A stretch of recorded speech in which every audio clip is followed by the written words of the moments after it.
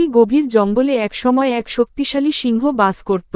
তার নাম ছিল রাজা সিংহ। রাজা সিংহ ছিল জঙ্গলের সমস্ত প্রাণীর মধ্যে সবচেয়ে শক্তিশালী এবং ভয়ঙ্কর। তার শরীর ছিল বিশাল, দাঁত এবং নখ ছিল তীক্ষ্ণ, আর তার গর্জন ছিল জঙ্গলের এক প্রান্ত থেকে আরেক প্রান্তে শোনা যেত।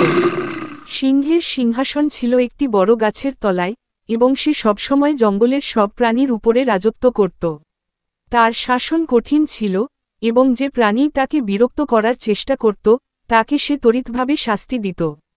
অন্য প্রাণীরা রাজা সিংহের সামনে তেমন কিছু বলত না, কারণ তারা জানত যে সিংহের রাগ হলে তার থেকে বাঁচা কঠিন। তবে একদিন জঙ্গলে এক নতুন ঘটনা ঘটল। এক ক্ষুদ্র মিষ্টি খরগোশ, যার নাম ছিল টিপু, সিংহের রাজত্বের বিরুদ্ধে প্রতিবাদ জানাল।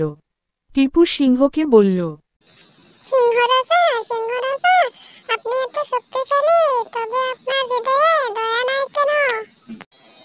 আপনি যদি অল্প দয়া ও সহানুভূতি দেখান, তাহলে আমরা আপনার সাথে একসঙ্গে বসবাস করতে পারবো।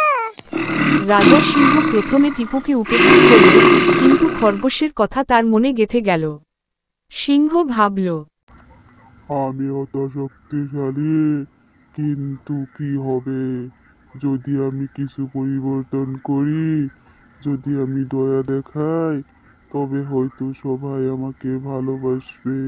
পরের দিন সিংহ নিজে মাঠে গিয়ে কিছু ক্ষুদ্র প্রাণীদের সাহায্য করতে শুরু করল। সে আহত গাছের তলায় আসা কাঠবিড়ালি এবং অন্য ক্ষুদ্র প্রাণীদের সাহায্য করতে থাকল। প্রথমে তারা অবাক হয়ে গেল, কিন্তু পরে তারা দেখতে পেল যে রাজা সিংহ আসলে খুবই সহানুভূতিশীল এবং দয়ালু। জীবনের পরবর্তী সময়গুলো তার সমস্ত রাজত্বের প্রাণীদের সঙ্গে শান্তিতে কাটাল, এবং তার শাসন জীবনটি হয়ে উঠল একটি নিখুঁত উদাহরণ যে শক্তির সঙ্গে সহানুভূতি থাকতে হয়।